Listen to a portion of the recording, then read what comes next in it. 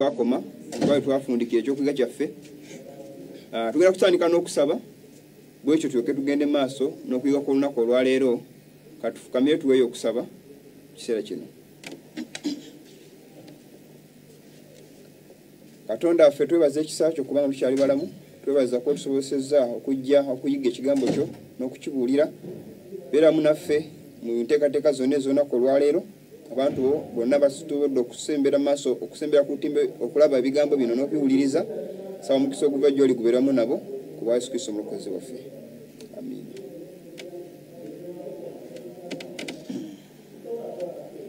Mukwano gwange nsanyuse okubanga ndi olunaku olwaleero ne wano kutembera mu TV olunaku olwaleero nga tusobodde okujja era okuyiga. Embeera tebadde nnungi nnyo ey'olunaku olwaleero olw'embeera y'obudde, naye ate Mukama tusobozesezza okutuuka mu kifo kino okubanga tuyiga ebigambo bino. N'abali eyo kinoomu buli kinoomu asobodde okulaba nga awaguza atuuka asobola okulabira pulogulaamu eno. Mukama abawe omukisa era ebigambo bamu bantegeeza nti nze ndabira waagundi pulogulaamu eno bwetuuka mba maze natuse dda nange gyenda ngirabira. Mwenna Mukama abawe omukisa kubanga mufaayo okulaba nga mulondoola, afazaali mufuba okulaba nga muwaguza okutuuka musobola okutuula mulabire pulogulaamu eno. Mukama atuweeramu ffenna omukisa. Mwebale nnyo, mwebali eddala kwagala bubaka na kigambo kya Katonda. Tugenda kwatandikira kyenkana we twakoma olunaku omulundi oguwedde twayiga ku nsonga lwaki ngekyali kibuuzo, in fact lwaki waliwo okwebaka kungi nnyo, lwaki abantu beebase. Ekibuuzo kyasigalawo nga kibuuzibwa, why so asleep, lwaki abantu beebase nnyo ate nga obubonero bw'enkomerero, obubonero bw'ebiro bwonna, obunnabbi bwonna bugenda butuukirira, naye nga ate waliwo okutulo tungi nnyo mu nsi ne mu kkanisa.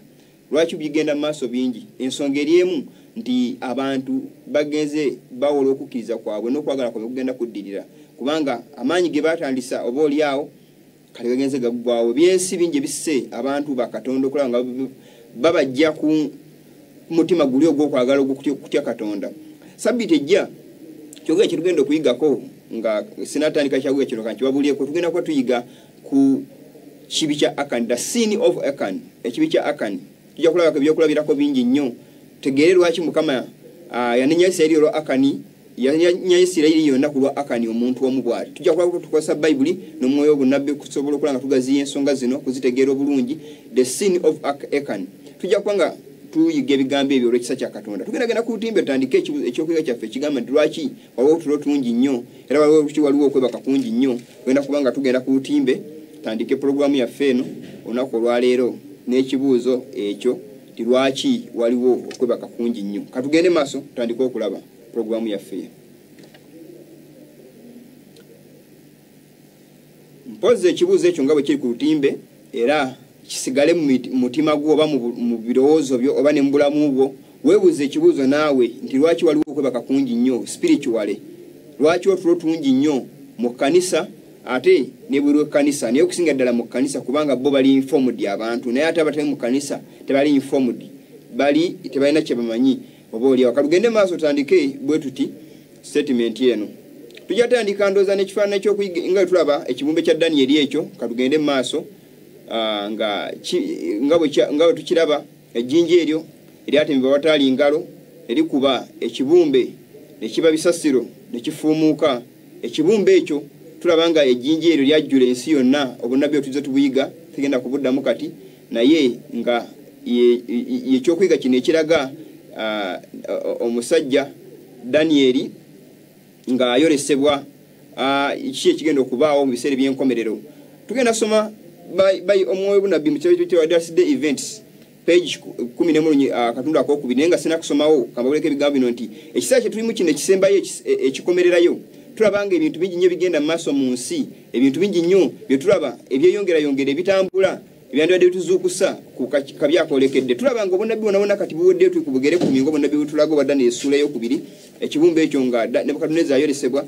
Naye kikasome statement nga sinagenda mu maaso kuba ne twagisoma naye kankisome agamba the calamities by land and sea, nti ebutyabaga ku nnyanja ne ku lukalu, the unsettled state of society, nti amawanga gatatebenkedde, the alarms of war, tutumuli entalo are potentials, nti gali bigenda maaso babiri mu bungi bigenda maaso buli wamu tubiwulira. They forecast approaching events of the greatest magnitude, nti bino ekyo biranga ekinene nnyo ekijja ekisingako bwe tulaba kakalo mu kiseera kino abantu bekalakasa strikes nyingi nnyo abantu balwanagana batingana naye nga bino byayogerwako nti bigenda kubaawo. The agencies of evil are combining their forces and consolidating. Tiagamba nti ebitongole oba amanya ag'obubi nti gegatta wamu gagatagana era gassa kimu kati nti olw'okulaba nga gakola obubi makulu go gegatta gateekateeka olutalo lwago okulaba nga galuggusa. Agamba they are strengthening for the last great crisis nti genyweza olwakati abaga akasembayo ennyo. Great changes are soon to take place in our world nti ebikyukakyuka nnyo zinatera okugenda mu maaso mu nsi yaffe naye gino mwenjogera ebigambo bino mu 1999 myaka mingi nnyo naye katugenda okulaba nga bunnabbi buno bwonna bwayogerwako kati butuukirira era butandise. Endwadde ezo tutandise oziraba coronavirus endala nyingi nnyo zikyajja nyingi nnyo endwadde ezizigolokoka AIDS n'ebirala bingi nnyo bize bigenda mu maaso emiyaga tornadoes na tsunami bize bigenda mu maaso. Agamba and the final movements will be rapid ones nti era emigero gino egisembayo okwegatta kwa madiini enkola z'omulabisitaani endwadde enkambwe zigenda okuba nga zigolokoka oba zigenda mu maaso bigenda kubeera nga bidduka ku sipiidi ya yiriyiri nnyo okusinga bwe tukisuubira era tubirinde kubanga bigenda kubanga by'amaanyi nnyo nnyini ddala. Bwe tugenda mu maaso mu kyawandiikibwa ekiddako mu testimony ey'okutaano page 716 katugende wawaddako agamba bw'ati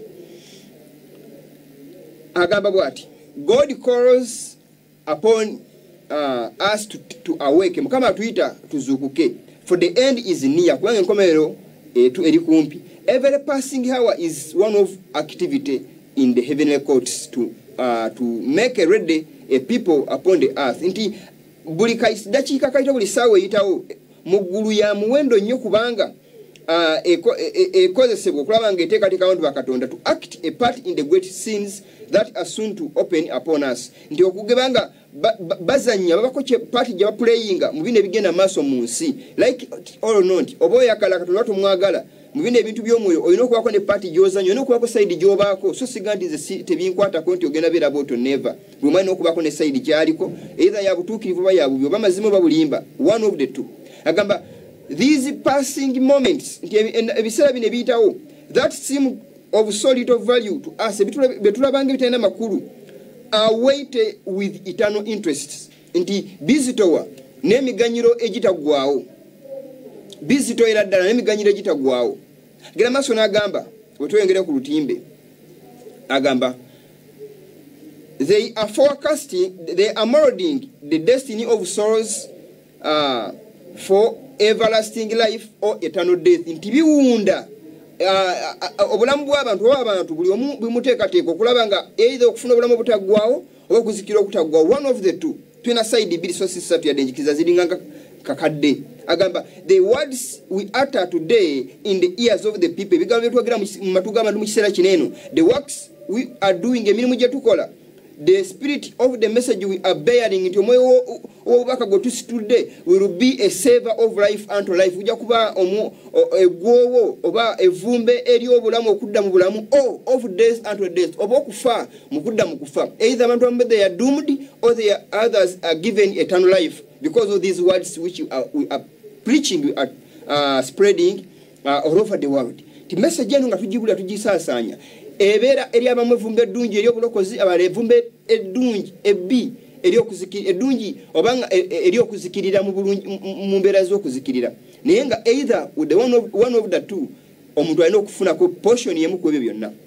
Agenda maaso n'agamba wetudda ku statement eddako tuyongere nga agenda maaso agamba bwetusoma akatundu akokubiri 714 testimony eyokutaano page 714 akatundu akokubiri agamba the peculiar work of the third angel nti omulimu ogw'enjawulo ogw'amalayika owokusatu has not been seen in its importance tegunnaba kulabirwa mu mugaso gwagwo. God meant that his people should be far in advance of the position which they occupy today. Abantu balina okuba nga bali maaso nnyo okusinza mu kiseera kye bali mu kiseera kino. Abantu abamu bakristaayo aba bakkiriza message ey'okulabula okusembayo naye bali mabega nnyo so nga ne badde very far maaso nnyo nkwalo nga awuliriza. Not all our ministers, it is simply Mubulis Gola Abulire Njiri, who are giving the third angel's message, Abulioba Kamare Kawasatu, really understand what constitutes that message. Torsubi anti buli abuliro bakobo nti bamanyi nti chiche chitegeza obaka buno chiche buli ekinyuso ekikulu. Many people are preaching this message because through excitement. They are preaching this message nga batekamu their own theories. Ne Bible tulabanga message eno eno omulamu omunene ogugiraga tujja kudda kuva ku lutimbe katono nnyo tusoke mbabulike ebigambo bino. Three angels message. In fact, kasobola tusomeko statement ya bamalayika basatu esooka tusobola tugisome tuyoke tweyongereyo. Tusomeko statement ye mu maaso tuisoke ndyoke mbanyonyole kyenjagala okubanyonyola. Malayika basatu mu neno malayika asooka agamba fear God and give glory to him for the hour of his judgment is come. Worship him who made heavens and earth. Agamba ndi mutye Katonda mumuwe ekitiibwa. Tuli ku three angels message. Kubanga ekisa ky'omusango kituse mumusinze yakole eggulu n'ensi n'ennyanja n'ensolo z'amazzi Mukama tulaga tulina okusinza. Statement eddako egamba bw'eti ekyandikibwa ekiddako olunyiri olw'omwenda agamba bw'ati katugende ku luddako olw'omwenda agamba saying with a loud voice ngagenda ddoboozi ddene if any man worship the beast. This is the third angel's message. Abantu gye babuulira nga tebagitegeera bulungi agamba if any man worship the beast agamba nti and he receive his image the beast and his image ensolo n'ekifaananyi kyayo and receive his mark in his forehead oba nafuna akawuno k'ensolo mu kyenkyobe in his hand oba ku mukono gwe Mukama ebiddako agamba the same shall drink of the one of the wrath of the Lord which is poured without mixture the cup of his indignation. Mukama agamba nti omuntu agenda kuzikirizibwa ajja kufuna ku kikombe ky'obusungu bwa Katonda singa osinza ensolo ebwa papa tuze tugulaba entakera ensolo njayogera ku Bikuloosero 13 eyo America jayete amanga onogona okusinza America igenda okukozesa abantu bonna okusinza papasi obwa papa kulaba nga babwenfosinga amateeka gaabwe kulanga buli muntu agakwata agamba if any man worship the beast the purpose or his image oba ekifaananyi kye ebibiina ebyegattiddamu kyebizemba gamba entakera okugata kwa madiini agenda yakwe kuli behind is to worship the man of sin agamba and receive nafuna akawuno k'ensolo in his forehead or on his hand oba akawuno k'ensolo ku kyenkyoba ku mukono gwe katudiveyo ku screen katono nyumba nyo ebigambo bino baganda bange ekifaananyi ky'ensolo oba akawuno k'ensolo oba ensolo ogisinza otya osinza ty ekifaananyi ky'ensolo buli wookwata enkola ezitali za Mukama either zaava eri ensolo oba eri ekifaananyi ky'ensolo tugeze enkola zonna abantu ze batambulirako ezitali mu Bible naye nga zina origin in paganism kalimega omuyinza okulamulabako omusalaba ogwo it is one of the pagan rites zetune obukristaayo Christianity so-called Christianity zibasitudde kyokolaba mbagambe ekigambo kino nti si buli abulira omwe nabbi agamba si buli abulira three angels message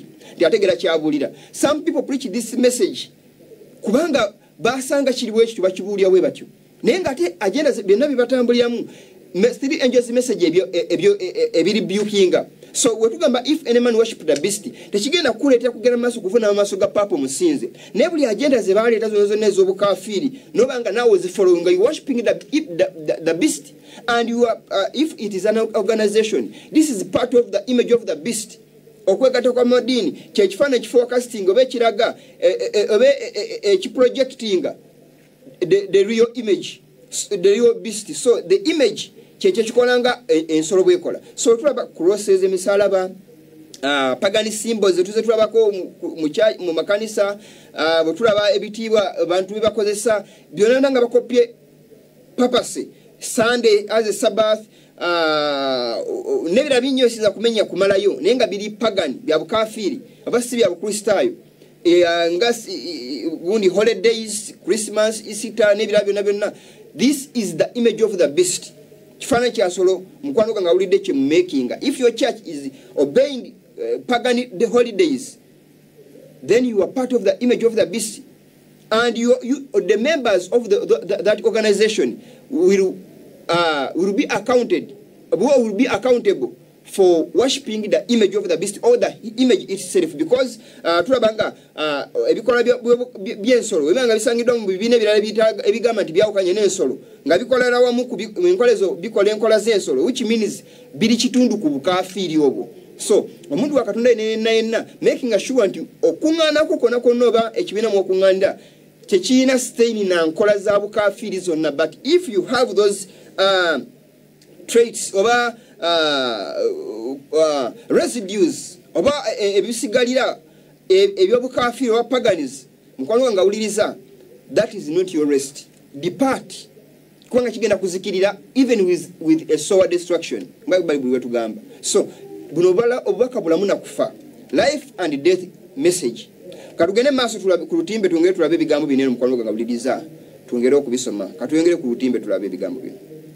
Butengerayo testimony to ministers page 17 agamba in the very time in which we live, the Lord has called his people and has given them a message to bear. He has called them to expose the wickedness of the man of sin.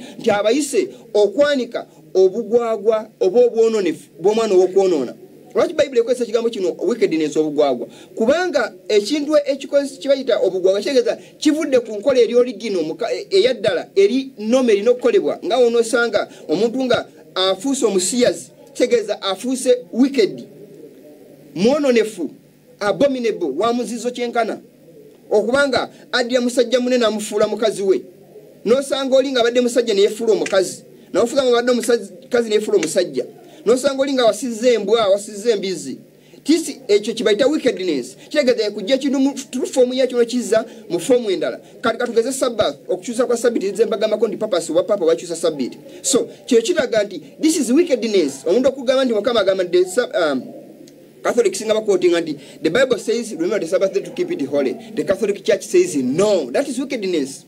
So this act which correction kyalagibwa Catholic Church nga bakyusa Sabbath ya Katonda batekawo onkola nyinyi nyezo obukafiri okwenga zitekebwa nga zinstitutingibwa. That's why the scriptures point to this organization or to this institution and its leader as the man of sin, the son of perdition. Mkwano nga uliza bwe kiri katugende masuku utimbe nefo mulimu ko twayitibwa gweguliwa to expose the wickedness of the man of sin. But tugenda maso agenda maso basonike ekyokuwiri bbiri olwokusatu n'agamba let no man deceive you by any means. Leka omuntu yena alina okubalimba mu ngeri yonna for that day shall not come olunaku tetugenda kutuuka except there come a falling away first okutuusa nga amaze okubaawo okugwa okusooka and that the man of sin be revealed omwana okwona nayo kabikuka the son of perdition omwana ow'okuzikirira. So the Bible tells this institution or this leadership as the man of sin.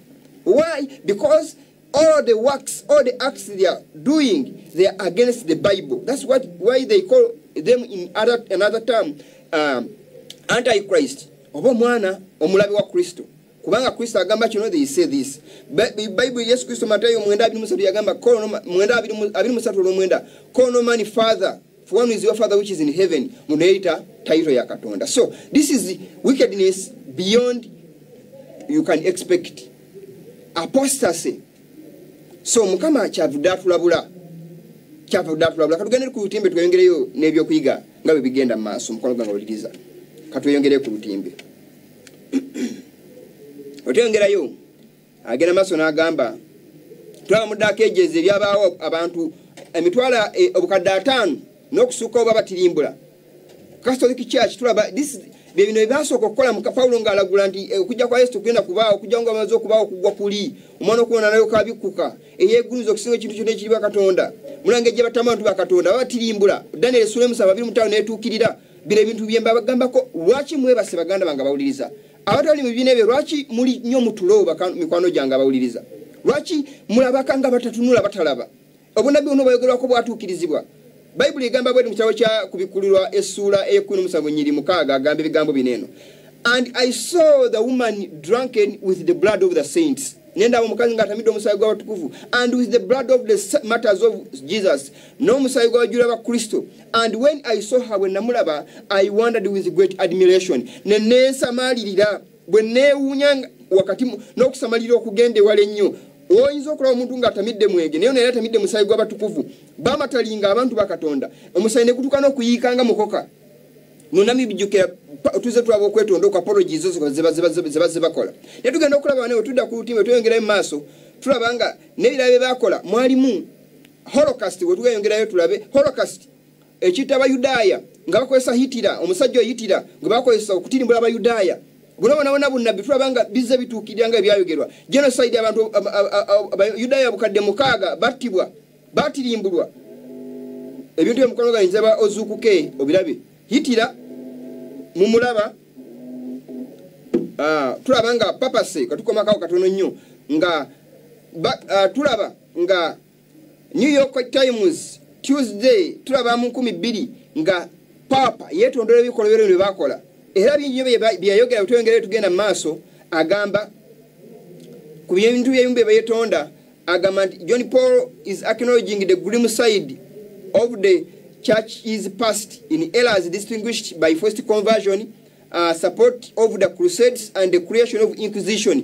Kutonda okwocha abantu okuteka abantu entale zo okulwanyisa crusades entale zebateka okulwanyisa abalabe baabwe n'ekirala kye bagenda maaso egibaita myaka lupo kwejusoko inquisition ne crusades ebibitekawo bo benyiri ba instituting papa benyini papa Pius papa Innocent ne first conversion okaka abantu okuchuka the use of violence and anti-Jewish prejudice okukozesa obusungu ennyo obukyaye nnyo nettima kankuse kigambo ekyo nga batirimbula abantu abo ne okulaga omwoyo mubi eri abayudaaya obukyaye eri abayudaaya kye bakola batirimbula abayudaaya basajja batu babatanga bakozesa omusajja Hitler era batukane bagamba nti olutalo lwa Hitler lutalo lutukuvu lutalo lwa gunti tetukano gamba nti Hitler asenga Masiya okujja gye tuli okulaba nga atulwanira ko lutalo luneno mukama musindise okuva mu ggulu ba bishop benyini balyogera ebigambo ba priest benyini balyogera ebigambo ebenjaba statement sezo tunaba tugenze maaso mu nnaku ezinaddako soso lwaleero basabitegese bibawa ne bayogera ebigambo bikuunikiriza bali abayudaaya batirimbula babatta bano bajjaganya nti mukama mutuwadde nga mutuwadde mu ggulu okuva mu ggulu batukano gamba nti Hitler Masiya olwokuba yali atirimbula abayudaaya nga babalanga njabajukizako ekigambo kino nti abayudaaya bakyayibwa obukatuliki kubanga balemesa obukatuliki okutwala Yerusalemu njababulako historia w'amadiini muleke mulabe obusiraamu nabo buyingiramu butya ku nsonga eyo yo kitindula abayudaaya nga obwa papa bucreatinga enkola zonna okulaba nga butirimbula abantu bonna ababuwakanya bijja bityo okulanga ebibiina byonna bikwatagana origini y'ebibiina byonna yensinza zonna ey'amadiini nja kubangeeza kubibalaga tutegeere gundi emyaka egyenjawulo ebyasa ebyenjawulo mbize bibeererawo na buli lwakinzikiriza yagolokokawo kigenderwa kyali ki what was behind the origin of those religious bodies or organizations. Katugende maaso tulabe ebigambo bineno lwaki malaze ebyafaayo bineno otugenda maaso half post tulabanga baga the Pope asks betwengerayo the Pope asks forgiveness for Catholic Church's persecution of Waldensians. Bwetuba tuyongeddeyo agamba ndi papa asaba katugende maaso ku timbe tulongere tulabe agamba nti Pope asks papa nga asaba forgiveness okusonyibwa for Catholic Church's persecution of Waldensians. Waldensians mugende musebiso kule kirabo kibatibwa Great Controversy page ndoza chapter ya kusatu the Waldensians batirimbula abayuda aba Waldensians batirimbula nga kibalangisa kukuma sabiti Waldensians babasajja bakumya sabiti era bali babirayo mu bibira gye bali bekwekanga nga ne mu butale bajjanga bawa abana ne babawo papu ne bajjanga ne babulira enjiri nga bajja kutunda bibala ne babaleetako n'opapula obulika enjiri ne batandika okubawayo nga babulira enjiri eri abantu abatakkiriza nga babakozesa nnyo okulanga babulira enjiri babatendekera ngaeyo mu bibira gye bekwekanga ne Catholic Church persecutinga babatirimbula babayiga babajeeza okukwata nkongwa obulya message ya sabiti nga balina okubeera mukama nga bwe yagiwa it was a crime okutirimbula kwennyini katuyongere ku timbe tulabe kubanga ebyokuyiga bingi nnyo nayakadde tujja kuba tulina katono naye katuyongere ku timbe nawe njaga kutuuka lwaki mbalaga ebyaffe bineno ebya Catholic Church ne okwetonda kwayo ne bina nawe njaga kutuuka mbamulise ku bigambo bineno mwongere okutegeera obugazi bwabyo. Great Controversy page 571 agamba Church now presents a fair front to the world. The Kanisa Eklezia wa Papa bulaga bwerunjia eriensi covering with apologies her record of horrible cruelties nga babiseko okwetonda tondoko abo kutumaze okulaba nga betonda olubikola byabwe ebiri cruel ennyo bazibakola. She has clothed herself in Christ-like garments mbeyambadde yeyambaza mu kyambalo kya Yesu oba ekyokweyambeka nga Kristo, but she is unchanged era tuyukangako nga bwe kiri.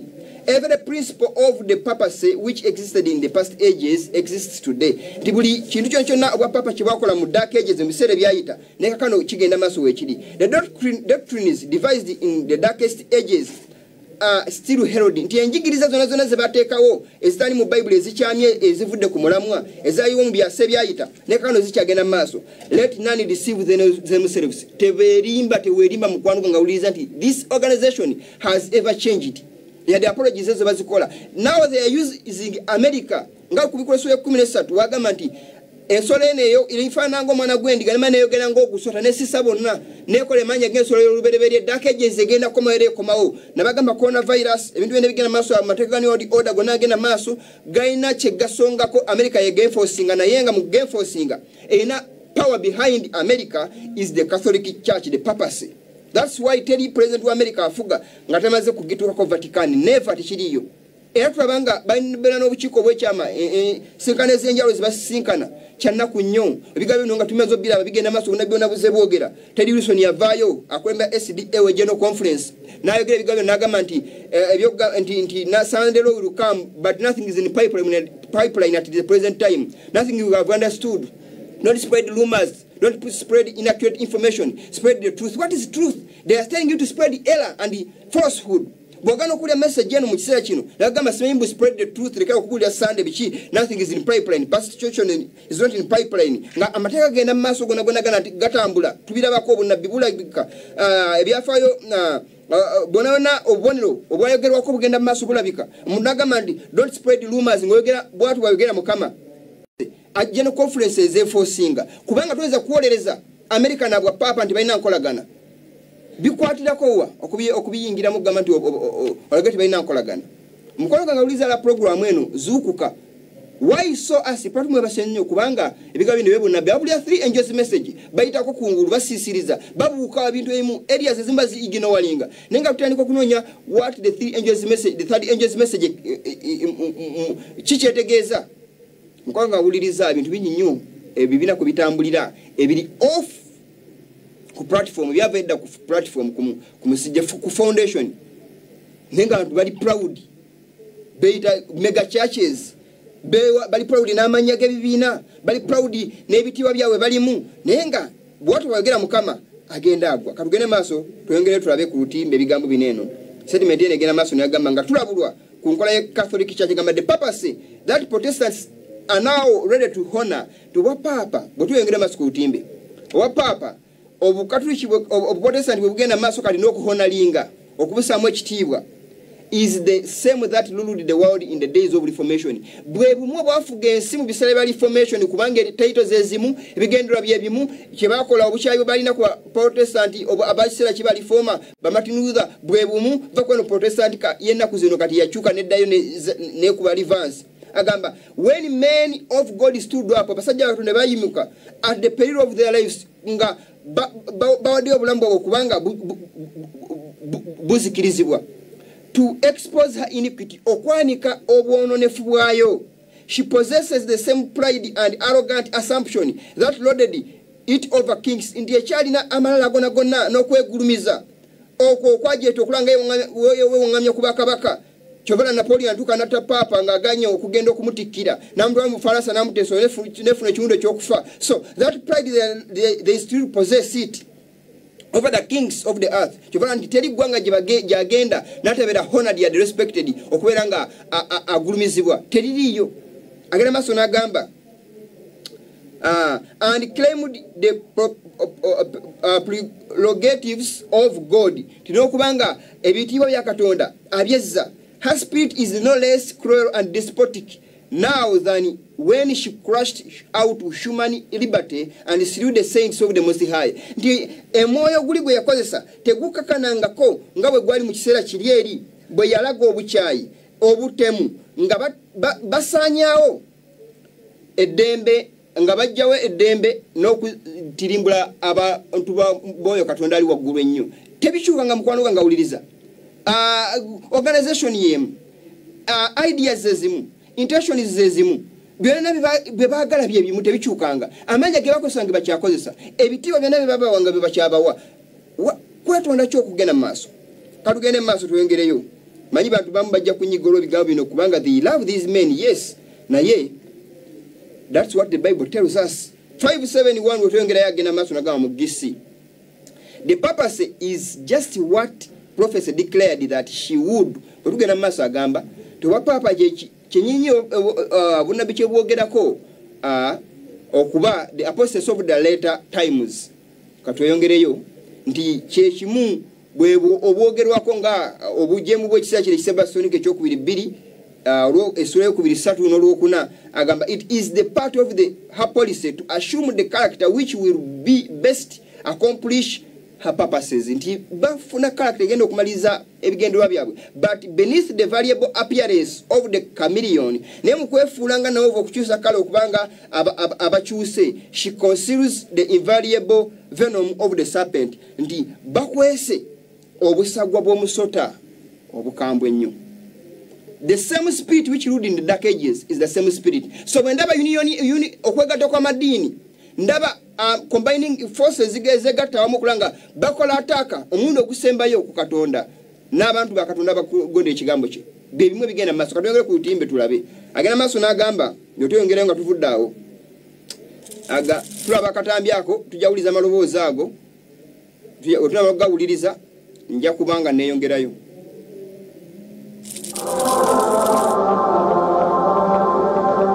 Pope, Your Holiness, your historic visit to St. Louis, Missouri has served as a catalyst in the creation of this program, and it transforms your presence into a lasting legacy for our region.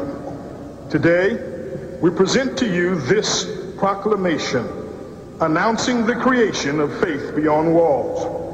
Your commitment to improving interfaith relations has fostered an environment wherein the spirit of collective faith, positively action can thrive. In addition, we also present you with this banner, the emblem of Faith Beyond Walls. Faith Beyond Walls.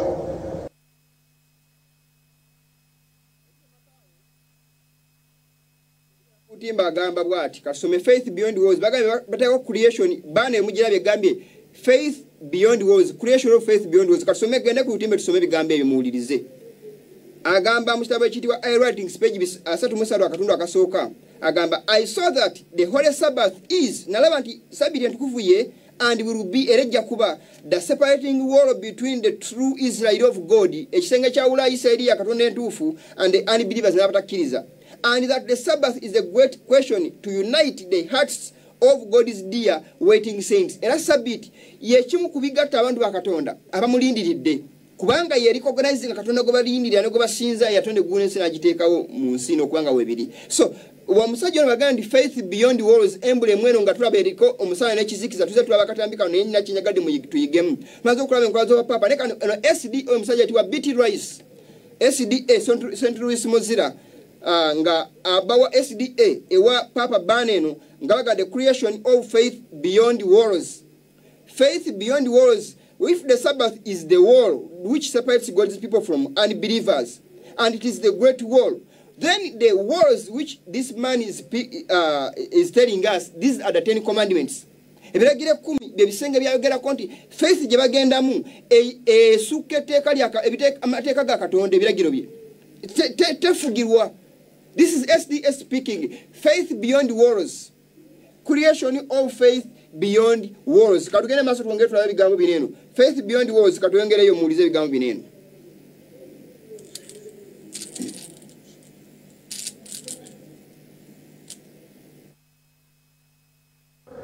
That it will inspire interfaith communities around the world to focus their efforts on improving health and the quality of life for all humanity.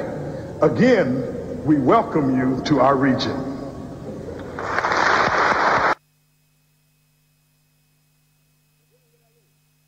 church addako faith beyond walls. Our message, the three angels message, katugedde ku lutimbe, that was the banner which the church was using. The three angels when they are flying, katugedde ku lutimbe tulabe. Church ajja ekyatuukawo kyekiriwa bakyusa logo from three angels to three wavelines to 666. Tujja kuddeyo katono nnyo. Bakyusa logo kugijja ku three angels messages. Bamalayika asatu nga babuuka mu bbanga ne babagiza ku line esatu eziri presenting Lukaga nkaga mukaga natuze tulaba. This is exaltation of man of sin. Tulaba omusalaba Tammuz the sun god, letter T which means Tammuz the sun god. Tuze tulaba ebigambo bino mukono nga uliriza. So saga tubeere nnyo so blind chokola nibabuze kibuzo, why so asleep? Lwaki mwe basanyo baganda bange? Lwaki ebintu bigenda maaso nga tusobola kubiraba yadde biri plain in our sight or before our sight? So lwaki tusobola okubanga twefuudde abaze b'amaaso ku bunabbi buno bwonna obwogerwako? What happened to the three angels logo? And why these three wavelines with the pagan cross, Tammuz the sun god, with an open book which they deceive that it is the Bible?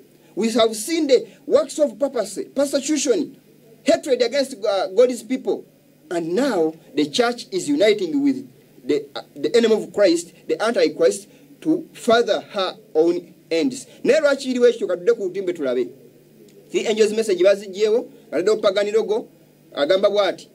Fear God, malayika abasatu babajjawo, malayika abasatu kitegeeza takyabulirwa.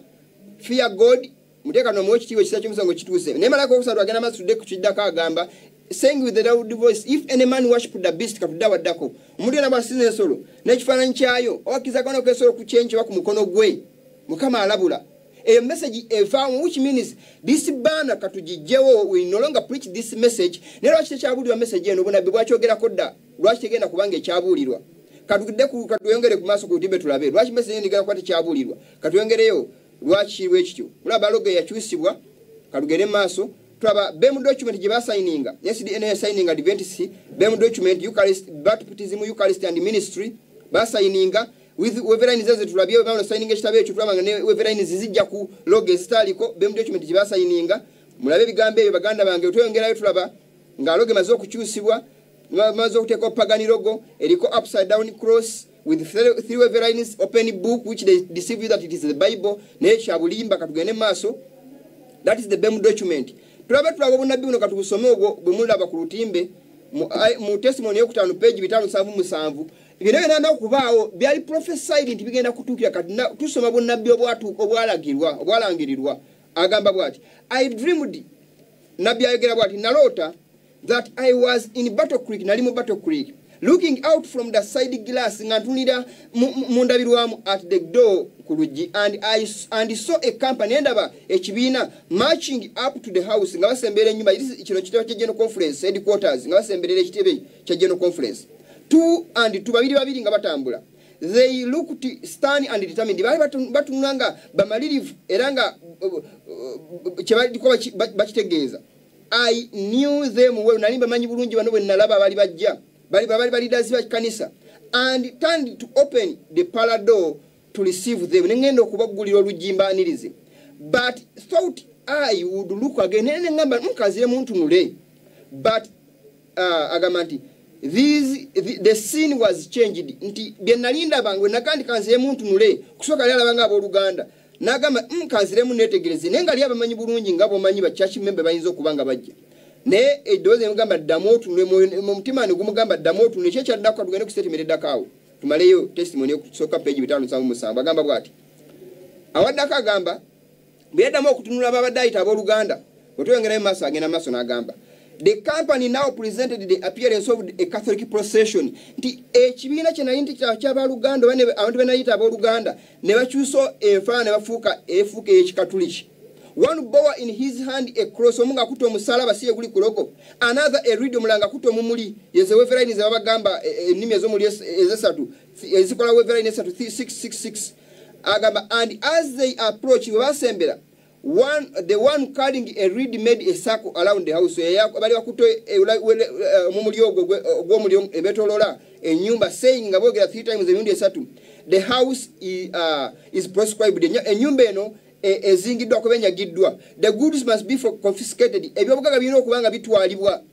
they have spoken against our holy order bogedde ku order yaffe entukuvu jukira this church SDA church mu 1845 kama ngasuwa omugendo guno kuda musura omusana gw'abatume gwe bali Catholic Church gwe yamaze okuzika ke bisoto bingi nnyo bastukane power oba n'amaanyi n'omwoyo ogw'okubulira okulaba nga banika obubi bw'omwana ow'okwonona n'enkola zonna ze bazibakola okulanga bakyusa amazima ga Katonda okuteekawo enkola ez'obulimba agamba the house is proscribed ennyumba eno enyagiddwa agamba good yebuga yenjiri y'amazima 3 angels message must be confiscated birina okuba nga binyagibwa. They have spoken against our holy order bogedde ku order yaffe entukuvu agamba tera seized mentisa yankwata and I ran through the house eziruka okuyita mu nyumba out of the north door kudda mu mulyango gwe webukiiko bwakono and found myself in the midst of the company nesanga ngudde wakati mu kibiina some of whom I knew abamu be nali mmanyi naye nga Catholics bwagamba but I dared not speak a word to them for fear of being betrayed. Tinenti okwobagamba kekigambo kwanga okwogera nabe ekigambo kwanga bajja kundyamu olukwe. I tried to seek a retired spot where I might weep and pray without meeting eager inquisitive eyes wherever I turned. Nenjagala okukyuka okuva webali wenyizo okwegomako okuva ku maaso gana agali agantunulira obubi nenga sisobola sina wenyiza kwewogoma agamba nti I repeated frequently nezamwe entakera if I could only understand this, if they will tell me what I have said, or what I have done, what you and become bineno, Bosmano Peter wansi, Omuchana Tukanagamanti, Rachino Chija, we have our Bibles, Bible, Bisolokuanga happening. Nimana what to Trabanga, they are now happening before our sight. Some people are Bamani Burunja Gambo Bineno. Bali manyi bulungi nnyo bigena maaso agamba tubiraba naye tewali kyakola munna. This is God's church. God's church. These are not names or buildings or national established organization, but God's church. These are the people who love God and keep His commandments. Kwaluganga uliriza kanisa ya Katonda. So bwetulaba okugata kwa bibiina kuno kwenjawulo ng'ebibiina bigezaako okugatta amaanyi gaabyo okulwanyisa amazima ga Katonda, tulina okutya n'okweraliikirira kyekigenda mu maaso ekijja bekisembedde. Bwe tuyongerayo tulaba logo emala okukyusibwa, omusana gumaze okuvaawo, bwe tuyongera ku lutimbe tulaba nga ekyaddako logo ekyusiddwa egiddwawo, ebyobugagga bimaze okunyagayo nga babyogera, tulaba kati obukusamiza bugulumizibwa, the women ordinations kati bigenda mu maaso. So ebintu bitandise okutambula mu kyaŋŋanyiko. Kati tuyongereyo tulabe ekiddako.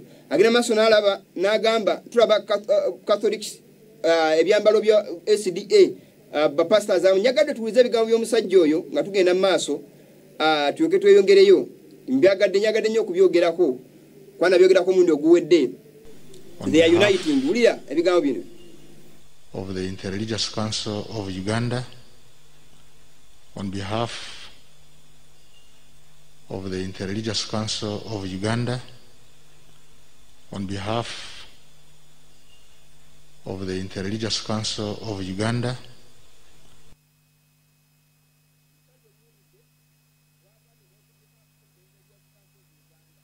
Neuli omwe nabyogera ku bigambo by'omusajja ono kyewuunyisa kyannaku nnyo naye tuwulirize agamba bw'ati. February 12:16 paka 13 agamba ebigambo bino. Mana basajja, these are the Jesuits, these are the Catholics. We tumaze okusomako mu statement ije maze okusomako aba infiltrating the church and are now taking it back to papacy or to paganism by handing over. Wulira statement yeno Babulani ya Paulo nga agamba 12 Babulani esule 12 nyini kuna mukaga paka 13 agamba bwati. Agamba bwati. Lest there be any fornicator, sikwanga bawo omwenzi or profane person omuntu omononefu as Esau who for one morsel of meat nti oyo olwa akagoyo oba akafika ennyama sold his birthright eyatunda obusikabwe. These men have sold their birthright. Aba leaders b'ebibiina ebasusaze okulanga bawaayo amazima ga Katonda ogahandinga over eyo obujemu. For you know how that afterward, muchimanyi nti oluvanyuma, when he would have inherited the blessing, when usenga yali amaze okusika ofuna obusika, he was rejected. So yali badde afunira obusika buneno, bwe yali amaze okutunda, n'aganibwa. Lwaki yaganibwa? For he found no place of repentance. Teyafuna akafo ka kwenenya, though he sought it carefully with tears. Ndikwadde sought it nti yakanonyenya yakagala nnyo yakasuubira ng'akaba n'amaziga neti yasobola kafuna. Kologa nga wuliriza bigambo bineeno mubiwuliridde era mubiwulira. Obonnabbi buneeno bwe twogerako bugenda maaso bwe bonnabbi obulaga tekiseera kiweddeyo. Abantu abasinga beebase era nga tebalaba tebatunula yadde balinga batunula. Byonna bwe twasomako obonnabbi bwonna bwe tuze twogerako bwe tuze tulabako butuukiridde before our sight. Naye abantu they are perfectly asleep. Obubonero obw'enkomerero obubonero bugenda maaso tebabufaako. Naye tumaze okulaba enkola ez'amaanyi ag'ekibi n'abantu abatya Katonda nga bahandinga over their liberty, nga bajoininga ne bagaba bakuŋŋaanye okulaba nga bawaayo okusaba. Ne tujjukira Bayibuli egamba nti Katonda ali omu, okukkiriza kumu, okubatiza kumu, omwoyo omu. Naye omwoyo gwe bagamba nti ali omu, abamu bagamba nti sabbiiti yavaawo tuli mu kisa, abalala bagamba nti sabbiiti weeri. Abamu bagamba nti okubatiza kwa kunnyika, abalala bagamba nti okubatiza si kwa kunnyika, kwa kuyiwa amazzi mu kyenyi. Abamu bagamba nti Sunday sabbiiti, buli omu amugamba kiki? Yenkola abantu gye batambulirako. So Mukama agamba nti tulabanga bano abasajja batunze obusika bwabwe okubuwaayo eri amaanyi ag'ekizikiza. Mukama Katonda mwesigwa era wa mazima era wa kisa, atulabula entakera okwegendereza n'okwekuuma ebigenda okubaawo before nga tebina kubaawo n'atuwa obunnabbi. Ekyogera kino kiwanvu sikimazeeyo olwakadde kayinza okutuba nga tekaligenda tusobozesa ne badde n'okuexplaininga ebigambo ebyo before kwatemera omusingi. If possible tujja bimalayo omulundi ogunaddako. Ne ku Tuesday tugenda kuba tuyongere mu maaso n'okulaba gundi abomination ebyomuzizo ebizikiriza ebize byogerwako entakera mu Bayibuli. Twalabako ku musalaba it is part of abomination. Padane kyeyogerako kubanga kyali kya bukafiiri pagan symbols okwimira mu ttaka ettukuvu ery'ekkanisa erya yeekaalu bukafiiri ekyomuzizo kiba kimidde atukuvu wa Katonda. So tulaba ebirala ebyomuzizo ebisiyaga nera binyo tujja okujja nga tukoonako Bayibuli byennyonnyola ebyomuzizo Mukama byajjuzayo ebyaviiragangako emirembe okuzikirizibwa oba Mukama n'azikiriza abantu olw'ebyo nga bikoleddwa. So mumbeera efaananako bweti twetaaga tweteeketeeke tuzuukuke tubeere aweya ku bino ebigenda mu maaso tuleme kubanga tusangibwa nga tulinga abawala abasiru abatategeera naye tubeere abawala abataano abagezi abali bategeera era abali batunula spiritually. Nali neebase naye omutima gwange gulaba nga Bayibuli atugamba mu kitabo kya Kukungubaga nti nali neebase naye omutima gwange gulaba sole mu luyimba olusinga ennyimba zonna. So ebigambo bino nga tubiraba ebigenda mu maaso okwebaka kwaffe kubeere nga kwa si kwa ku mutima. Tuleme kwebaka mu ntegera yaffe mu by'omwoyo. Twebake at least twebake mu bino eby'omubiri naye nga mu by'omwoyo tetulina tuloyadde tutwebase. Kivula ebigambo bino eno Mukama agamba mu Massachusetts y'okumin'omwenda page 17 tuna kasooka agamba all who claim to be Sabbath keeping Adventists bonna bagamba ndi bakumbi asabira olunaku olw'omusanvu and yet continue in sin agenda maaso nga bakola ekibi liars balimba in God's sight maaso ga Katonda.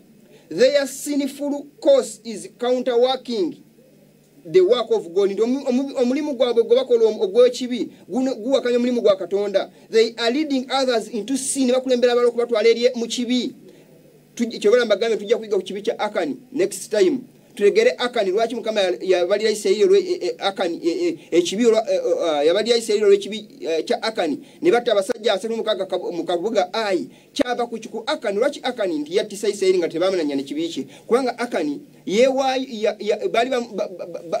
bali bamutaddemu obwesige. Akani bali bamaze okumulonda nga yagenda okukiikira Isirayiri nga ali ordained okubeera nga akulembera Isirayiri naye ekyavaamu kyekiriwa bwe yabali bamulonze okulembera Isirayiri okubanga agikiikirira mu kugenda okulwana nga onoosindika okubulira enjiri omuntu nga agikiikiridde ekkanisa buli kyakola akikola on behalf of the church. So Akani yonna eyo yakola okunyaga n'akweka it was Herod Israel or the children of Israel were Herod accountable for Akani's sin kubanga yali leader n'akola mukama byatalagira kubanga be bamulondo kubanga agenda masa executing emisango gya Katonda so mbefana ko bwetyo bwe tubanga tumaze kubeera nga tuli begendereza mu bino byetukola ebyomu spiritually ne tubanga tu compromise n'enkola z'omubi ne tuwayo obuyinza baffe eri Setaani ne tutunda amazima ga Katonda kye kigenda okuddako Setaani agenda kulaba nga akozesa abantu ba Katonda okubasuula okulaba nga bajja kumulamu kubanga ba leaders they are now corrupt,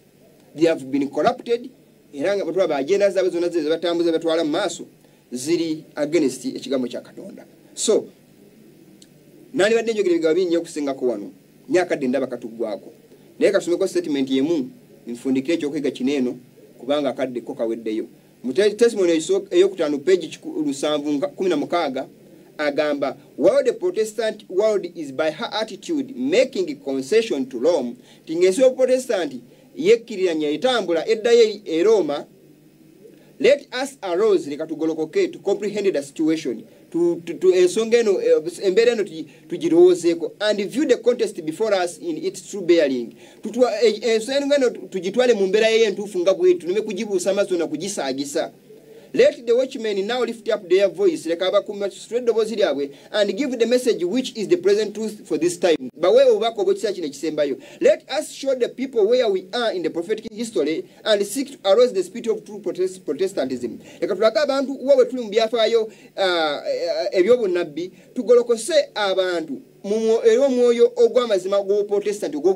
true spirit of Protestantism.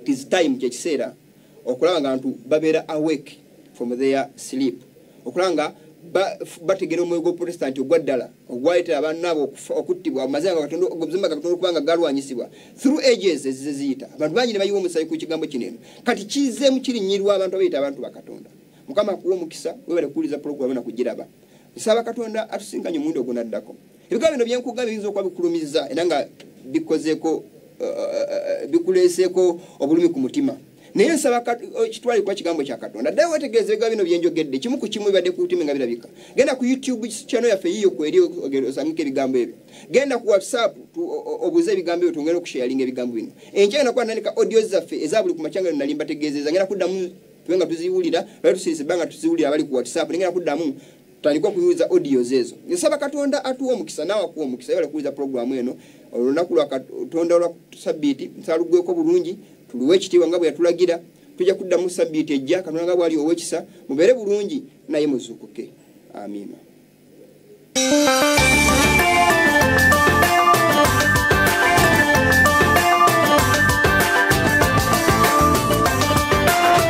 Main TV woli wetuli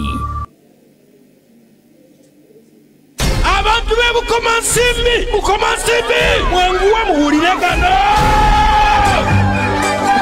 gano muwulire gasanyu anti mama kibeera asonze Bukomansimbi disitulikiti tuluna tuli bakukiyonka tukutira ddala ow'ekitiibwa Florence Natwala Kiyingi azakiikirira Bukomansimbi disitulikiti mu palamenti ng'omubaka omukyala bannange kigenda kusukka anti tumulabyeko byakoledde eggwanga byakoledde ensi yaffe